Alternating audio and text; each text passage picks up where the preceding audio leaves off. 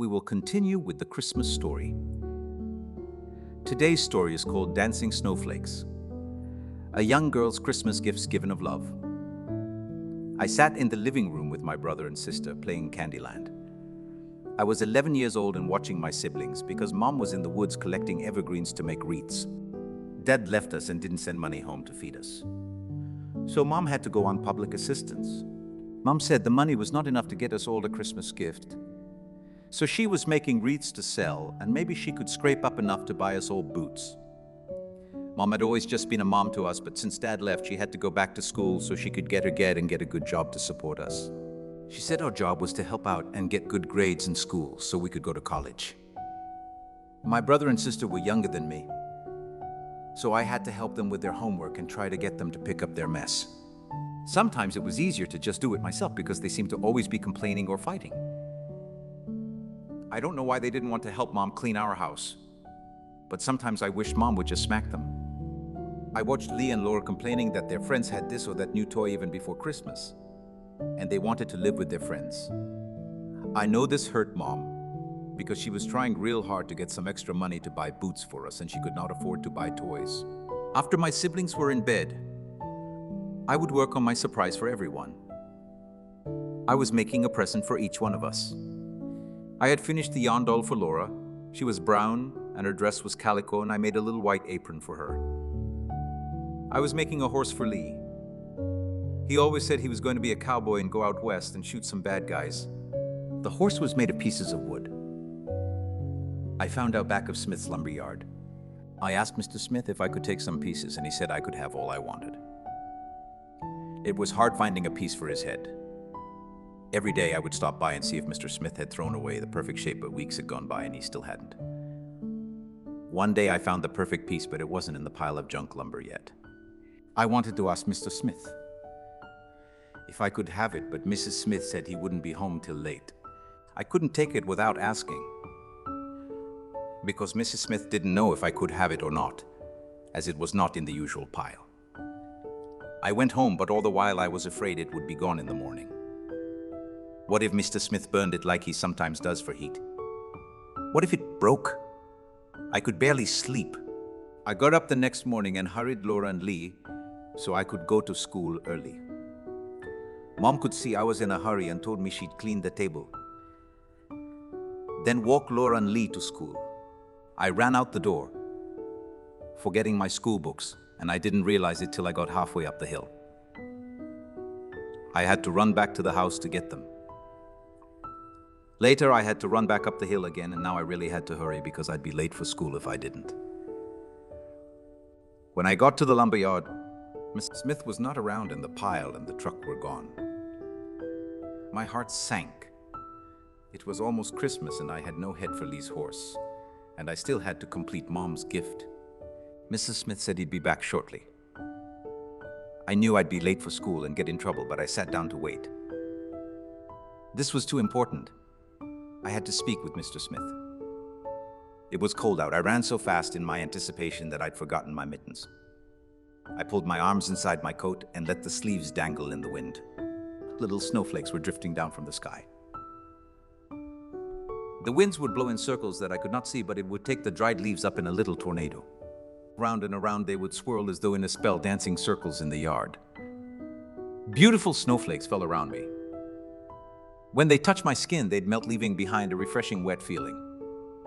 The individual flakes, when they fell on my coat, were so gorgeous.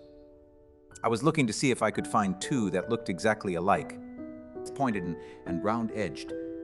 Big and little, all of them seemed different, and each one more beautiful than the last.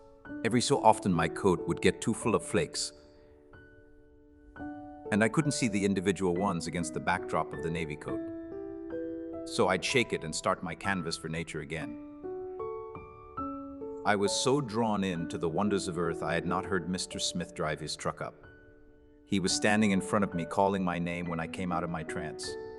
He asked why I was not in school, and I told him about the problem. He started walking away as he asked me what the piece of wood looked like. He took me to a pile in the back of the truck, and there on the top was my piece. Mr. Smith reached out and pulled it down, handing it to me. I thanked him and heard Mrs. Smith yell out for him. Mrs. Smith handed him a bag, and he came back to me and told me I'd better get in the truck.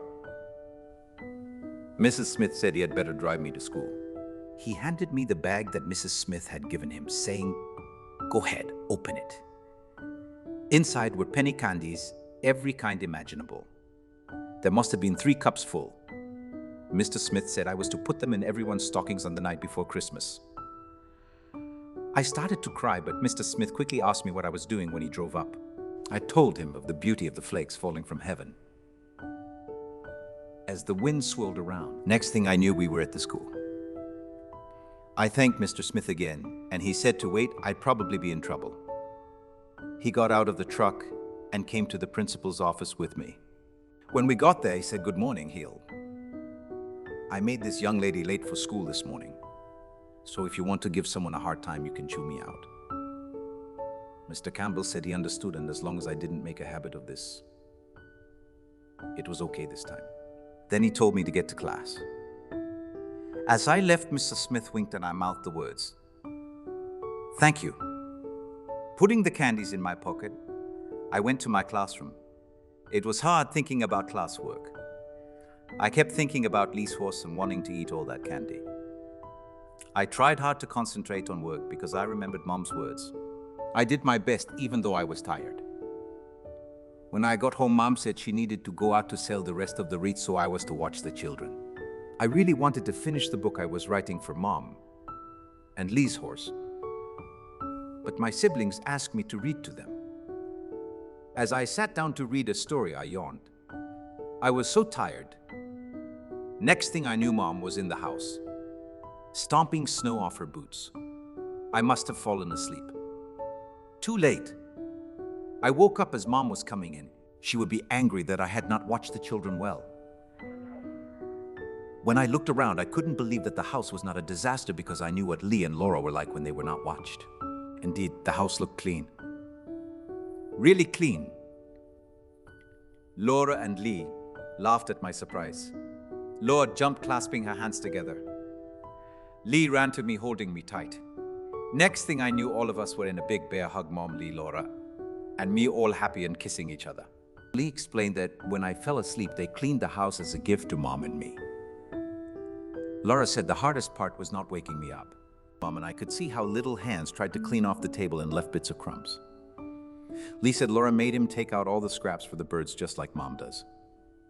The children were tired and went to bed early. Mom said she had a surprise. She showed me a new truck and doll for the children. She said she sold more wreaths than she thought she would. And because I watched the children, she was able to make more. She bought both boots and a toy for Lee and Laura. Also, Mom said Dad sent us $50 and said he was sending more in 2 weeks. I was able to finish my gifts, and Mom and I put Mrs. Smith's candy in the stockings, each eating a piece as we did it. The next day was wonderful and everyone loved their gifts. The church brought a fruit basket and some clothes over. Mom cried when she read the book I wrote